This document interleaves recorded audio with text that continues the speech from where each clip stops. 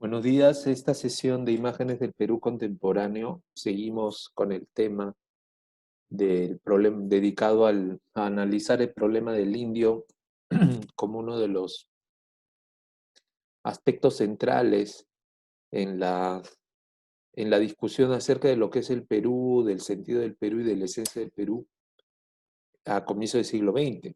El capítulo en el que nosotros estamos eh, realizando estas clases es el de la unidad 3, denominado El Perú entre dos siglos. El problema del indio lo hemos analizado en sesiones anteriores desde el enfoque de la fotografía, cómo la fotografía rescata la imagen real del indio campesino. Hicimos un análisis histórico del siglo XIX, de cómo el siglo XIX no había considerado al indígena como un elemento, como un personaje, como un protagonista en la historia. Y ahora completamos esta triada con la reflexión de lo indio o del problema del indio en la plástica, en el arte. Porque ciertamente, eh, así como la fotografía, el arte en la primera mitad del siglo XX va a ser verdaderamente importante en el rescate de ese interés por lo indígena. Tal vez todavía marcado desde una óptica de la otredad, es decir, desde Lima o desde la costa represento al indígena, siempre con esa visión de referencia espacial, o sea, yo en la costa vivo en una ciudad, hablo castellano y miro hacia la sierra, al Ande, el ámbito quechua, a los campesinos que viven en un mundo rural. ¿Se dan cuenta? Esa es la otra edad. Esa es una mirada enajenada, donde yo estoy siendo alguien fuera de la realidad que estoy pintando. Y esa característica tiene la mirada de este periodo. No es como Chambi. Chambi está dentro del tema. Chambi mira a los indígenas, retrata a los indígenas desde su propia condición como indígena. Es distinto. Vuelvo a insistir, no es que uno esté bien y otro esté mal, sino que son formas de entender, formas de relacionarse. Entonces, el contexto en el que va a aparecer toda esta mirada de la pintura hacia los indígenas, revalorándolo, es el indigenismo. Y esta es una cita de Alfonso Castrillón en un libro bien bonito que se llama Tensiones Generacionales, en donde que Alfonso Castrillón es un historiador y crítico de arte importante en el Perú. Y él señala lo siguiente, ¿no? En primer lugar, define qué es el indigenismo. Es una corriente que se manifestó en el campo de la literatura, las artes plásticas y la música, como resultado en el Perú de la sensibilización de un sector de la burguesía frente al problema de la marginación y la explotación del indio. Ahí hay un aspecto importante que está reforzando esta idea de la otredad. El indigenismo no es un movimiento que surge con los indígenas, ¿no? Como un movimiento, diríamos, de reivindicación social, sino que es un movimiento que nace en el seno de la burguesía, de las ciudades, y mira hacia lo indígena, hacia lo rural, justamente por eso, por esa toma de conciencia respecto a su marginación y a su explotación, ¿no? Entonces eso es interesante porque marca mucho la manera en que se va a hacer el arte, ¿no? Evidentemente, luego dice Castrillo que en la época de la República Aristocrática no hubo forma de que las tensiones sociales se evidenciaran en nuevas imágenes. De hecho, durante el periodo de la República Aristocrática, lo hemos visto, el interés no estaba en el ámbito del indígena, sino que el interés estaba en el ámbito de la élite, ¿no?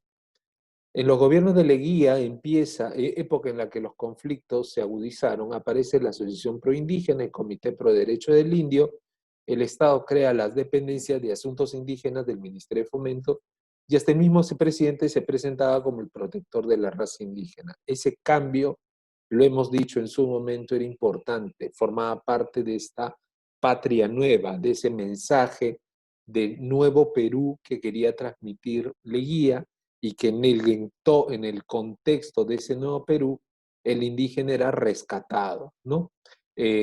Diríamos que había un interés por el indígena por recuperar los derechos, por eso se reconocen a las comunidades indígenas, aunque todavía no se ha dado el paso de una recuperación de su, diríamos, o una restauración en el sentido de volver a ponerlo en pie, no volver a ponerlo en una situación positiva, como luego lo veremos y a lo largo del siglo XX se irá viendo, ¿no? Todavía esto no se iba a lograr hasta mucho después. Entonces, fíjense cómo el indigenismo tiene la particularidad de ser un movimiento que, pese a que se va a concentrar principalmente en manifestaciones artísticas, tiene una mirada nueva, tiene un planteamiento respecto al indígena, ¿no? No era el único, ¿ah? Debo decir que no era el único. Fíjense en este ejemplo, ¿no? Esta es una imagen, una de las primeras imágenes que Francisco González Gamarra, perdón, realizó en los años 20 y 30 sobre el Inca Garcilaso de la Vega. No tengo el año de esta obra, ¿no? Exacto, pero es en el primer tercio del siglo XX. González Gamarra es un pintor, tal vez el último de los pintores académicos de formación academicista que va a tener el Perú. Es un gran pintor, evidentemente, es el pintor que ha construido parte de la historia visual de Lima, ¿no? De su mano salió la famosa de Lima, una obra que está ahorita mismo en la Biblioteca Nacional del Perú, y es un lienzo impresionante donde hay una recreación histórica muy aguda de cómo debió fundarse Lima en la época de los españoles, ¿no? Y luego tiene otra obra también muy conocida, que es el encuentro entre Francisco Pizarro y Atahualpa. Es otra obra histórica también bastante conocida. Pero González Gamarra, claro, le cupó ser el último de este grupo y por lo tanto ya en la época en que pintaba estos cuadros, ciertamente ya el arte estaba yendo por otro lado, ¿no? Él tuvo reconocimiento y ciertamente fue muy considerado, en su momento fue muy considerado y reconocido, pero hoy día su pintura como que ha quedado un poco en el aire y se ha quedado, diríamos, con poca influencia, pienso yo. Más que nada porque, bueno, los tiros por el arte estaban ya a comienzos del siglo XX por otro lado, ¿no? Y Gamarra se había estancado en ese sentido. En todo caso, lo interesante de González Gamarra es esta obra, porque él inventa el rostro de Garcilaso de la Vega. Y ciertamente es un rostro que va a marcar, va a darle entidad e identidad al gran cronista de nuestra época virreinal. Y González Gamarra tenía un proyecto más ambicioso. No solamente quería darle un rostro, una identidad al Inca Garcilaso de la Vega, que lo logra porque a partir de entonces todas las pinturas que se representan a Garcilaso de la Vega siempre es un cuadro de Gamarra. No solamente eso, sino que a través de él, Gamarra planteó una cuestión ideológica, planteó la idea del mestizaje desde una perspectiva peruanista. Entonces, el cronista Garcilaso de la Vega, el Inca Garcilaso, se convertiría en el ejemplo o en el representante de la visión mestiza de la historia del Perú. Visualmente hablando, ya lo es desde la perspectiva del escrito, ¿no? La crónica de Garcilaso es los comentarios reales de los incas, es el ejemplo de esa visión mestiza del Perú, pero visualmente también lo va a ser. Y entonces ahí es donde vemos pues a Gamarra planteando una visión peruanista para el futuro. Sin embargo, vuelvo a insistir, los tiros iban por otro lado, ¿no? Y aquí cojo lo que dice Castrillón acerca de Mariátegui. Dice, Mariátegui hizo notar en el campo de la literatura, Mariátegui de José Carlos Mariátegui, ¿no? Cómo el planteamiento del problema indígena era todavía mestizo. Interesante, ¿no? Como una cultura que se da cuenta de otra cultura, según la sagaz opinión de Antonio Cornejo Pola. Una cultura que se da cuenta de otra cultura. Ese es el tema del centro, ¿no? O sea que incluso cuando se referían al mundo andino, no lo hacían desde el mundo andino, desde los valores indígenas, sino más bien desde la mentalidad del mestizo. Por lo tanto, ¿por qué estamos hablando de esto? Pues estamos hablando de esto para que nos demos cuenta, para que tomemos conciencia que en esta época no se veía al indígena como era, sino como uno creía que era. Y esa es la otredad. Y estamos hablando del Perú, no es que estemos hablando de lugares muy distantes, estamos hablando de la costa respecto a la sierra. No había una capacidad para poder entender lo indígena. Cuando digo lo indígena, estoy hablando de la cultura, la historia, la forma de ser, si no era desde una perspectiva de yo estoy en este lado y tú estás en ese lado. El Perú estaba fragmentado, pues. Está clarísimamente. Hoy día eso no es así. Hoy día no es así porque hay mucha investigación que se ha realizado ya desde los años 50, 60, 70. Se ha hecho mucha investigación del siglo pasado, se ha hecho mucha investigación y se conocen ya las tradiciones desde adentro. Además que hay políticas de Estado hoy en día en donde nos acercamos al mundo indígena, ¿no? Donde se intenta establecer una relación más directa. O sea, han cambiado la forma de entenderlo, aunque a pesar de ello todavía sigamos teniendo algunos errores o taras sociales, ¿no? Como la gente que quiere que la gente quechua hable bien el castellano, ¿no? Eso es una tontería, pero es un ejemplo de tara social, ¿no? Y esto es más válido en la época que estamos hablando porque efectivamente no había una conexión. Esa conexión se va a ir dando poco a poco. Obra sobre los indígenas en pintura a comienzos del siglo XX ya teníamos, y no necesariamente dentro de un marco ideológico, sino como artistas que estaban empezando a mirar lo indígena, ¿no? Uno de ellos, a mí particularmente me gusta mucho por su inocencia, por su candidez, es Mario Urteaga, autodidacta, pintor autodidacta, cajamarquino. ¿eh? Este señor tenía pues sus tierras y lo que se dedicó a hacer fue pintar a los campesinos que viven. Y entonces su obra es una obra que, bueno, retrata la vida cotidiana de los campesinos de su localidad, ¿no? Ahí vemos una que es la captura del abigeo, ¿no? Y lo interesante de esta pintura de Urteaga es que son como cuadros estáticos, son como capturas de pantalla estáticas en donde vamos recreando escenas desde comunales, de grupo como esta, una escena de grupo, ¿no? Donde han cogido al ladrón, lo están fueteando para que aprenda, ¿no? Las mujeres ahí gritándoles y los hombres discutiendo de qué vamos a hacer con él, ¿no?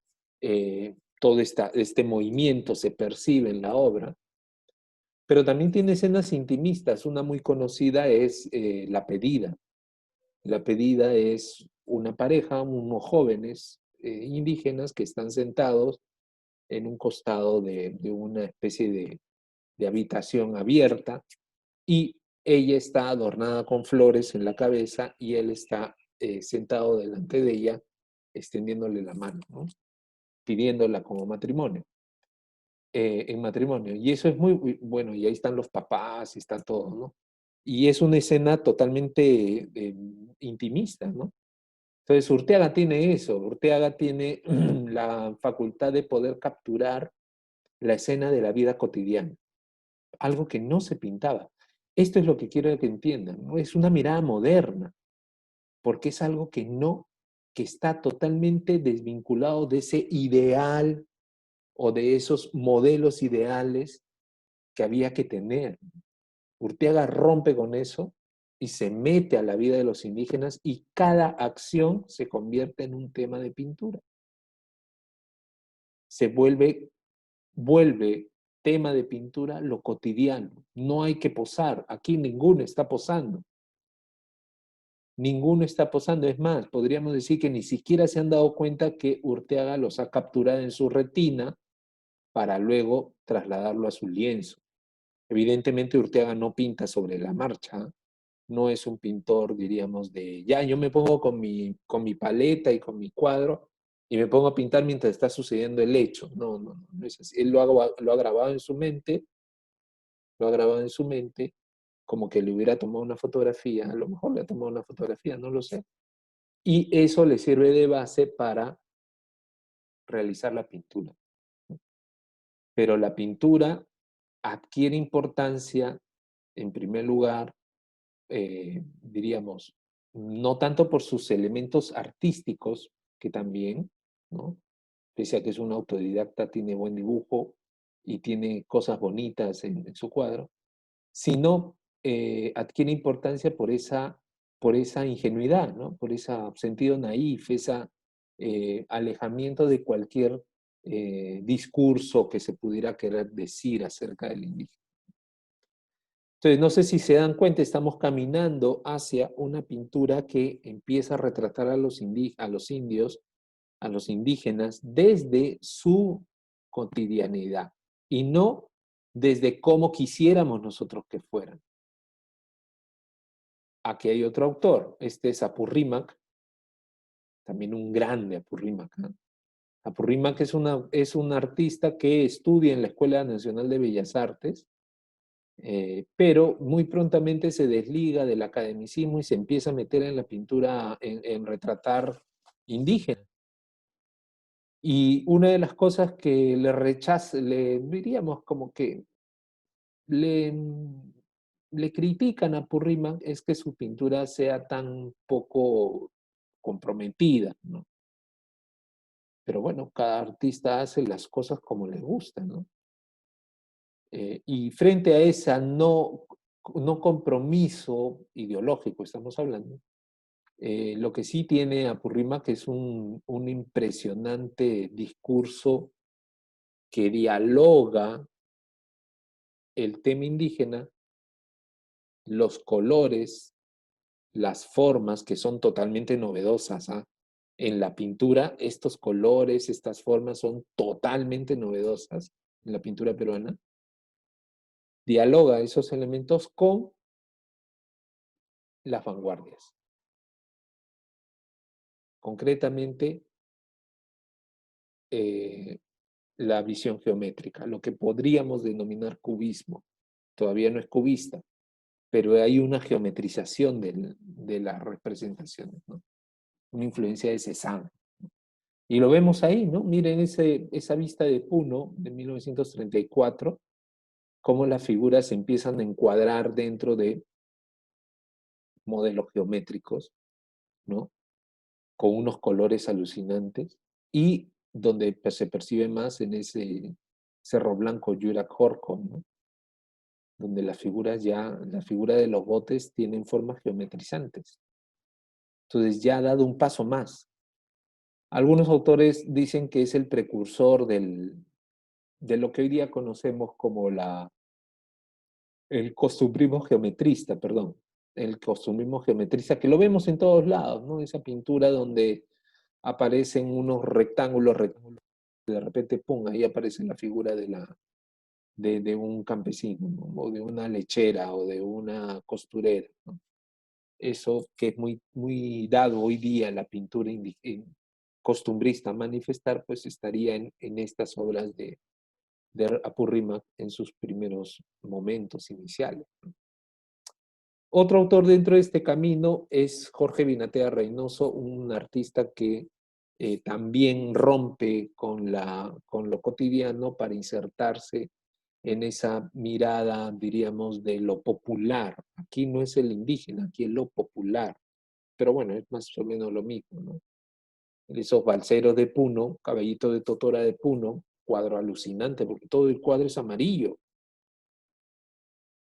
rompiendo con la tradición que decía que el color oscuro debe estar en una parte, el color claro en otra parte, para que el cuadro encuentre un equilibrio, ¿no? Binatea rompe con esa tradición academicista y lo que hace es poner un cuadro como base de todo el color amarillo, ¿no? Y ahí empieza, sobre ese amarillo empieza a jugar con los elementos, una cosa impresionante. Y al otro lado introduce una técnica que habíamos olvidado, pero que en el siglo XX empieza a rescatarse, y principalmente en Arequipa, porque Minaté Reynoso es arequipeño, y en Arequipa como que se consolida una escuela de acuarelistas muy importante, ¿eh? Y ahí hay que señalar a Palau Verastain, que es uno de los grandes acuarelistas, ¿no? Entonces eso también es interesante porque Binatea lo que hace es rescatar una técnica menor, pero para darle un rango artístico mayor, ¿no? Como en esta procesión serrana del año 26, pueden ver ustedes ese manejo de la composición, ¿no? ¿Se acuerdan de Pancho Fierro? ¿Cómo pintaba Pancho Fierro sus acuarelas? Bueno, vean cómo ha desarrollado, pues, Binatea las acuarelas, ¿no? Es la acuarela. Es mucho más complejo, mucho más artista, ¿no? Eh, Tiene un mayor dominio de la técnica también, ¿no? Sin embargo, cuando hablamos de indigenismo, necesariamente tenemos que centrarnos en los indigenistas. Porque cuando hablamos de rescatar, cuando hablamos del problema del indio, cuando hablamos del problema del indio y hablamos del indigenismo en el Perú, necesariamente para entender la visión de lo indígena hay que señalar a este grupo de artistas peruanos, limeños, la mayoría, que se autodenominaron como pintores indigenistas. En 1932 muere Daniel Hernández, el pintor académico que había llegado 20 años, no, tal vez menos, 12 años antes, porque Hernández llegó para dirigir la Escuela Nacional de Bellas Artes en 1918, de Francia, premunido de una serie de galardones como un gran pintor académico, es decir, un pintor que tenía muy del siglo XIX, ¿no? Hemos visto alguna obra de Hernández. Y en 1932 fallece y entonces elige a otro pintor, un pintor que ya entonces era joven y estaba trabajando ahí, José Sabogal. Bueno, Sabogal es el gran revolucionario, es el gran revolucionario, porque Sabogal abre las puertas a cosas nuevas. Bueno, no a tantas cosas nuevas, pero sí que abre las cosas, al menos a una temática nueva, la del indio, la del indio en el arte. Y pone énfasis al tema de la raza en la pintura.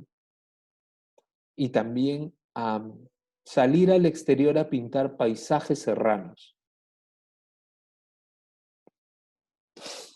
Esos tres aspectos son los aspectos que hay que señalar de la obra de Sabogal como los más importantes. Introducir la temática de lo indígena como un tema artístico en la escuela más importante de arte que hay en el Perú. Eh, Además, poner énfasis en las valoraciones de la raza indígena frente a lo andino. perdón, frente a lo limeño, a lo costeño, y su interés por los paisajes serranos. Al principio a todos estos pintores seguidores de José Sabogal, porque Sabogal creó como un grupito de artistas, su círculo más cercano de colaboradores y discípulos. Y bueno, los limeños pues denominaron a estos despectivamente como indigenistas, ¿no? Pintan indios, hacen una pintura de indios, ¿no? Son indigenistas. Pero prontamente ese término se volvió en una, diríamos, en sinónimo de un grupo, ¿no? Se convirtió en término despectivo que se convierte en una identificación, un término de identificación a un grupo. Y es así como se llamaban los indigenistas. Nosotros pintamos indios, decía Samogal, ¿no? El indio en su contexto. Una importante diferencia, ¿no? Porque también en la época había como especialmente Leguía y el entorno de Leguía había buscado un revival del incaico, ¿no? En la arquitectura de la época. Y ciertamente ese incanismo también podría hacer un poco la idea de que, estamos hablando de indios. No, no, no, no era igual, ¿no? Porque el incanismo estaba más bien relacionado con el pasado glorioso de los incas, pero no con el presente triste de los indios. Solamente miraban el pasado glorioso de los incas. En cambio, el indigenismo de Sabogal y de sus discípulos sí que se interesó por el indio actual, por el indio en sus condiciones actuales o en sus características actuales, por el arte que produce el indio actual, ¿no? Es decir, el arte vivo. Y esa es una diferencia importante porque el incanismo es una mirada pasadista. Todo eso ya está muerto. Pero wow, qué grandes son las estructuras de los incas, ¿no? Qué maravilloso debió ser esa cultura. Y claro, a partir de ahí ya puedes inventar un montón de cosas, ¿no? Puedes inventarte todo un imperio, pero todo es invención, porque en realidad no ha quedado nada de ellos, o sea, no existen, ¿no? En cambio, Sabugal prefería no inventarse lo glorioso del pasado indígena y más bien concentrarse en, en la riqueza de la cultura indígena actual. Y eso es lo que ayudó a cambiar la mentalidad acerca de lo indígena. Ese fue el camino a través del cual el problema del indio empezó a plantearse ya en otros términos, ya no solo desde una perspectiva de la otra edad, sino ya desde una perspectiva más cercana. Teófilo Castillo, que fue un gran pintor de finales del siglo XIX y comienzo del XX, también crítico de arte, decía, cuando fue a ver la obra de Sabogal, escribió para un periódico y dijo lo siguiente: acabo de ver las telas pintadas por un joven peruano. Es un arte nuevo refrescado por las brisas de América, de un valor plástico y sincero. Ya verán ustedes, será un bofetón para los imitadores de la pintura europea. O sea que Teófilo Castillo ayudó a Sabogal porque le fue creando esa aura de pintor renovador, de pintor, diríamos, innovador, novedoso, eh, nuevo, ¿no? Y esto, de alguna manera, luego se consolidó con la obra de Sabogal, ¿no? Entonces, estamos entrando a ver el problema del indio desde la perspectiva de la pintura y empezamos a observar que esa forma de entender el indígena va a calar grandemente en un grupo de pintores que se conoce como el Círculo de los Indigenistas. Pero ¿qué tanta influencia va a tener este grupo indigenista en la sociedad? ¿No? Bueno, lo importante que tenemos que tener en cuenta es que formaban parte de la élite. formaban parte de la élite, ¿no? Como se dice. Y ese grupo estaba integrado por José Sabogal, en primer lugar, y diríamos que es el guía, el que conduce, ¿no? El artista que conduce a todo este grupo, ¿no? José Sabogal es un artista de mucha calidad y además hacía grabados, algo que no era usual en esa época. Con él está otro grupo, ¿no? Julia Codecido, que aunque es mayor de edad, mayor incluso de todos los demás, prontamente tuvo la humildad de colocarse como discípulo, ¿no? Ahora, Julia Codecido venía de una familia de embajadores peruanos. Tuvo una vida en Estados Unidos, perdón, en Europa, vivió como 20 años en Europa. Eh, Estuvo en Suiza, en Francia, en España. Entonces, Julia Codecido vivió el momento de las vanguardias artísticas desde una perspectiva muy personal. Por eso cuando ella regresa al Perú y ya decide ser pintora, ella ha visto pues Picasso, Braque, ha visto a Modigliani, ha visto a los grandes. Cuando regresa al Perú, Codecido se plantea ser una pintora indigenista, pero no puede dejar de lado su interés por el cubismo y la abstracción. ¿Se dan cuenta? O sea, es un artista que tiene una visión internacional, ¿no?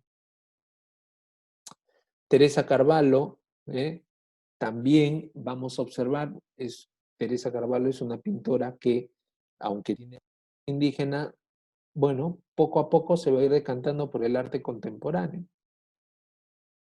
Y ella también forma parte de este elite que venimos mencionando. Camilo Blas es un pintor nacido en Cajamarca, es seudónimo, Camilo Blas es seudónimo ay, me olvidé el nombre, espérense un ratito.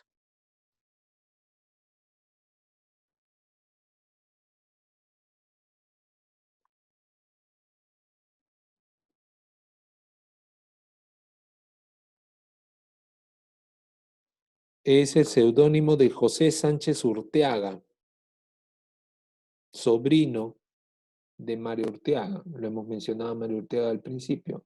Bueno, Camilo Blas es el sobrino de Mario Urteaga. Y Camilo Blas es cajamarquino, está en una posición, diríamos, bastante acomodada. Él es tal vez de todos los pintores del grupo indigenista el que más sigue a Sabogal en cuanto a su obra. Y también muy prontamente Camilo Blas empieza a mirar más allá de lo indígena para empezar a internarse en el ámbito de lo criollo, de lo popular. Hablaremos de eso luego. Y por último, Enrique Camino Brent. Bueno, Camino Brent es hijo de eh, ingleses en el Perú, peruano, pero bueno, por su ascendencia y también por su condición social, pues le permitía viajar a distintos lugares, ¿no? Y radicó muchos años en Argentina, que en ese momento, comienzo del siglo XX, es la Argentina de Borges, por lo tanto es la Argentina más europea, es la ciudad más europea de América, ¿no? Argentina es el foco del desarrollo cultural americano, ¿no? Y en ese foco cultural estaba Camino Breno, ¿no? Y tiene un estilo personal, es tal vez el pintor más moderno de todos los indigenistas. Entonces, cada uno de ellos, fíjense lo interesante, ¿no? Tienen una ascendencia, diríamos, de élite. En segundo lugar, tienen un arte que se consolida como indigenista, pero todos ellos también y a la vez son artistas que tienen sus propios intereses personales.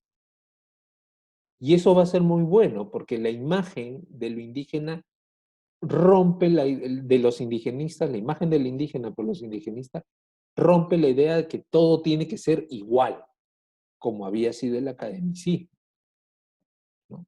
A través del academicismo, pues se había planteado normas similares para todos. Pues con los indigenistas esto explota y cada uno busca sus propios intereses, ¿no? Incluso colindando con ya la modernidad, ¿no? Vamos a ver algunas obras para que más o menos nos metamos en el tema y veamos el gran cambio que hay entre la mirada del indigenista con respecto a miradas anteriores, ¿no? Aquí tenemos obras de José Sabogal. Bueno, Sabogal es un pintor impresionante, ¿no? Es un gran pintor, tiene un gran color, gran acuarelista, aunque su técnica es bien todavía, podríamos decir, fíjense, muy académica, ¿no? Técnicamente es muy académica, pero bueno, es un artista que empieza a mirar desde otra perspectiva todo el contexto, ¿no? Fíjense este Barayok de Chincheros, ¿eh? En primer plano la imagen portentosa del Barayok con ese poncho rojo y detrás de él, como abriendo campo para que vean su pueblo, del cual está orgulloso porque él es el Barayok, él es el alcalde. Ahí está el pueblito perdido entre unas montañas enormes, ¿no? Pero todo en un ascenso, una subida. Y ese cielo fabuloso, ¿no? Con las nubes que parecen bolas que están avanzando. Tal vez un poquito más académico es la otra, el paisaje este serrano de la mujer que está saliendo de comprar, pero se dan cuenta cómo la mirada del indigenista ya no es una mirada desde afuera, sino que está metido, es el pueblo, es lo cotidiano, es la escena del día a día, donde la mujer no está posando. El alcalde, el Barayok sí que está posando, es intencionalmente está posando. En cambio, el otra escena no, es cotidiano. Un ámbito importante de Sabogal va a ser su trabajo como grabador. De hecho, Sabogal es un gran amigo de Mariátegui, de José Carlos Mariátegui, y para él prepara un montón de grabados que luego van a acompañar las distintas ediciones de la revista de Mariátegui y la revista Mauta. Está en sus manos haber creado la primera imagen de lo indígena que va a ser, que apareció en la primera edición de Mauta. Y luego estuvo ayudando en otras ocasiones, como podemos ver aquí, esta imagen, ¿no? De indígena, pero con una característica, que frente a este Amauta, a esta imagen de Amauta número 1, donde el indígena aparece reforzado en su contemporaneidad, este de aquí es un revival desde la perspectiva de Sabogal del campesino indígena en tiempos incas, ¿no? En tiempos de los incas, ¿no? Porque ahí fíjense la vestimenta que tiene, ¿no? Esto es el luncu con la faja, ¿eh? Entonces está hablando de los incas, pero lo hace desde una perspectiva que, bueno, muy contemporánea, ¿no? Y luego otros dos trabajos que también quería mostrarles para que vean que este artista está en todas, ¿no? Este de aquí me parece fabuloso, ¿no? Porque es un artista popular, es un artista que está trabajando mate burilado, está haciendo un mate, está trabajando con una cuchillita, está haciendo un dibujo en el mate. Este es el mate es la calabaza seca, y el mate popular es utilizar la calabaza como una base para hacer una serie de imágenes y convirtiendo la calabaza en un cofre, ¿no? Esto es una técnica muy propia de la zona de Huancayo, de Ayacucho, esa zona. Acá en Piura, en cambio, el mate se desbroza, o sea, se corta por la mitad, se limpia en su interior, se deja secar y luego con un pequeño palito eh, quemado empieza a hacerse los dibujitos que todos conocemos, que están en los potitos de chicha o en las lapas estas donde se sirve la comida cuando vamos a una picantería. Bueno, pues ahí ese tipo de trabajo es la técnica que hay acá en Piura. Es una técnica popular, eso no es cualquier cosa, es una tradición artística, ¿no? Así que la próxima vez que tengan oportunidad o cuando salgamos de la cuarentena y tengan oportunidad de ir a comerse un buen ceviche en Catacaos o acá en Piura y les sirvan en pote, en potito o en lapa, pues acuérdense de lo que les dije, de mirar con mucho interés esos dibujitos, porque es una tradición popular. Acá en Piura se conoce como la tradición del piro grabado. En, en Huancayo, más bien es el grabado con cuchilla. Y otro ejemplo de ese grabado que tiene Sabogal es este rostro de esta china, ¿no? De esta cholita china del año 25. ¿No? Fíjense cómo resalta las facciones. ¿No? ¿Se acuerdan que hablábamos de la raza? Bueno, ahí está clarísimo. ¿No? Resalta esas facciones rudas, broncíneas, ¿no? Y dentro de eso, pues, exalta la figura. Pero donde mejor vemos la obra de Sabogal es en sus retratos. ¿No? Es un gran retratista. Entre estas dos obras. ¿No? La Santuza es una obra universalmente conocida como una de las mejores obras de Sabogal. Y en el otro lado está un contraparte, para mí es un contraparte, ¿no? Que es este recluta. Impresionante la pintura. No solamente colores nuevos, no solamente temática nueva, sino dignidad. Dignidad. Este es muy cercano a, a las fotografías de retratos que hace Chambi. O sea, que hay una dignidad aquí en estas obras que es brutal, ¿no? El no sentirse sumisos, ¿no? Sino el sentirse plenos, libres. Y eso es algo bueno, porque eso abrió las puertas a mirar lo indígena desde una perspectiva renovadora. Bueno, Sabogal, en todo caso, sigue siendo un artista que tiene, a pesar de que ha cambiado temas, pues tiene todavía estilos muy académicos, ¿no? Es un gran pintor, ¿no? Académico, ¿no? Pero con estilos nuevos. Sus seguidores son distintos, ¿no? Por ejemplo, aquí tenemos a Camilo Blas, esa madre con hijo del año 26 es tal vez muy excesivamente indígena, pero qué interesante, ¿no? Porque encuadra esta figura de la madre con sus niños en un paisaje serrano, en un paisaje rural. Evidentemente esto es una composición inventada. El centro de su atención es la madre con sus dos niños, con su guagua y con el otro que está ahí chupando caña, ¿no? Lo que hace que el cuadro sea muy vivo, muy veraz, ¿no? Se dan cuenta cómo les han quitado hierro a esa idea de que el indígena es un sufrido, un aburrido, un sometido, ¿no? Aquí lo están rescatando en toda su familiaridad.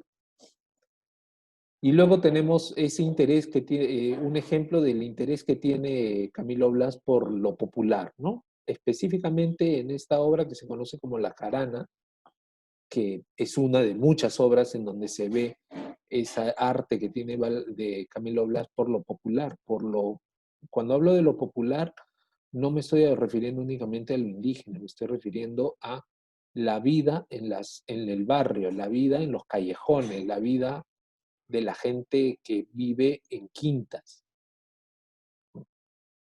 que es el ámbito donde viven pues, los afroperuanos, los indígenas, los mixtos, los cholos, los mulatos, todos estos están ahí. ¿No? Y Camilo Blas se mete a ese ámbito, a pintar. ¿No? Ahí abajo tenemos el dibujo preparatorio que hizo para esa pintura y la pintura la podemos ver arriba, ¿no? Donde tenemos a los cantores que están aquí con sus guitarras, a los niños jugando canicas, a la mujer que está vendiendo chicha, ¿no? Aquí al que está enamorando, al gilero que está enamorando, y atrás a las cuchicheras, pues, a las mujeres que están lavando ropa, ¿no? Dentro de una quinta y rompiendo todo formalismo, ¡pum! Las ropas interiores colgadas en el medio y como centro de la pintura. Los pantalones, las camisetas, las medias, claro, esto rompe pues con lo que debería ser el status quo en la pintura, ¿no? ¿Cómo vas a poner a un tipo en DVD, encima atrás ropas interiores, ¿no? Bueno, están golpeando con eso, están rompiendo con eso, están introduciendo lo cotidiano dentro de la pintura. Se dan cuenta que distinto es con respecto a lo académico, ¿no? Lo académico era el gran tema, ¿no? El retrato, como el retrato de la señora Mesón, ¿no? El retrato hermoso, o la pintura de historia, ¿no? Como creo que vimos alguna imagen del combate naval, del combate de Angamos, ¿no? La pintura histórica. Frente a eso, pues esta pintura empieza a ser una pintura de lo cotidiano. Aquí tenemos a Codecido, y como ya les había adelantado, Julia Codecido es una artista que va más allá de la temática indigenista, es indigenista, pero se interesa por otros temas, ¿no? Fíjense esos jefes aborígenes ya entrando en un neofigurativismo abstracto, ¿no? Un proceso de geometrización brutal. Impresionante el cuadro, ¿eh? Impresionante, ¿no? Esos ponchos rojos que forman como grandes triángulos separados por las líneas blancas. Y luego tenemos abajo esa frutera yacuchana que, bueno, pese al tema, hay una temática, pues todo el cuadro está distribuido desde una perspectiva cubista, ¿no? Muy, muy, muy interesante. Y finalmente, para terminar, pues aquí tenemos a los dos más avanzados todavía, ¿no? Camino Bren y Carvalho. Camino Bren, a mí particularmente, es el pintor indigenista que más me gusta, porque sus obras tienen una frescura, una novedad. Vuelvo a insistir, Camino Bren es un pintor que, siendo indigenista, tiene una conexión con lo contemporáneo impresionante. Y esta obra lo demuestra, El Indio del Collao, ¿no? Tiene muchas más, ¿eh? Que hay que mirarlas todas, hay que buscarlas. Dense unos 5 minutos para buscar esto en internet. Se van a sorprender de las cosas que hacía Camino Bren y en general todos los indigenistas. Fíjense ustedes cómo ha roto ya el concepto de lo figurativo, de la representación realista para introducir al indígena en la pintura contemporánea moderna. El tema del indígena es un pretexto para trabajar pintura moderna. Fíjense ustedes esos cielos, puras manchas de color. O esta parte de aquí, lo que vimos en Sabogal, en el Barayoc, que era el pueblito asentado en el monte, ¿no? Aquí ya desapareció cualquier elemento. Esas puntas blancas, esas casas blancas, se mezclan con el entorno. Ya no es importante establecer la catedral, la casa, la calle, la plaza, ¿no? Ya es solamente elementos referenciales simbólicos, porque el artista de lo que nos está hablando es de otra cosa. Nos está hablando del frío, nos está hablando de la puna, nos está hablando diríamos, de la intensidad, de la dureza, de la rudeza, mejor dicho, del indígena, ¿no? Que pueden ustedes observar en su rostro, pues está marcadamente representado. Y por último, Teresa Carvalho, esta naranjera de surco, un cuadro maravilloso con el que me quiero despedir porque realmente es un cuadro eh, muy, muy, muy bien concebido, ¿no? A partir de un tema tan simple, pero que nos recuerda a Pancho Fierro, ¿no? En una esquina de una calle o de un portal está una mujer sentada, no tiene nada que ofrecer, solo unas cuantas frutas, unas cuantas naranjas, y está sentada ahí vendiendo sus pocas naranjas. Ella viste, ella viste a la manera de la gente del campo, con sus largas trenzas, con su manto sobre la cabeza para el calor y para el sol, y viste de negro porque es viuda. ¿Ya? Y está ahí, impasible, sentada, esperando el tiempo que pase. Y poco a poco su belleza se va perdiendo por esa impasividad, ¿no? Y es así como la retrata la Teresa Carvalho, ¿no? Y entonces ahí tenemos figuras básicas, o sea, acuérdense, Carvalho está mirando el arte contemporáneo.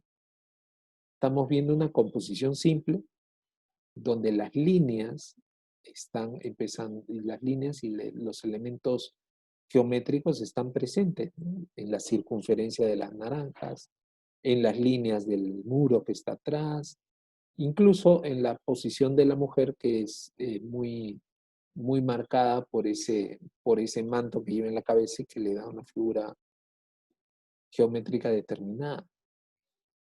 Entonces, eh, estos artistas del indigenismo, los indigenistas, lo que hacen es, en primer lugar, rescatar al indígena de una pintura que los tenía o idealizados o demasiado invisibilizados, porque los pone en el centro de atención de la pintura, pero además los artistas logran conectar el pasado, entendido como lo indígena, con el presente y el futuro, entendido como la modernidad.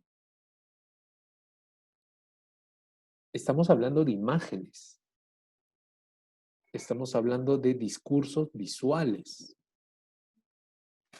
no estamos hablando de realidad, pues la realidad política es distinta. Estamos hablando de imágenes, de cómo las imágenes intentan construir una visión diferente de lo que es el Perú, una visión de lo que es el Perú, de lo que quiere ser el Perú.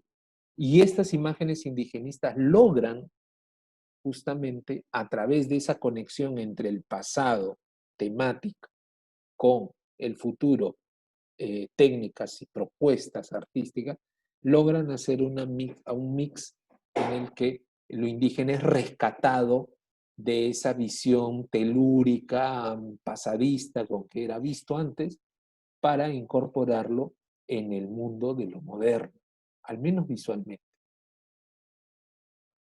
Y de esa manera darle un espacio a lo indígena, darle una oportunidad a lo indígena dentro de esta visión de lo que quiere ser el Perú en la modernidad.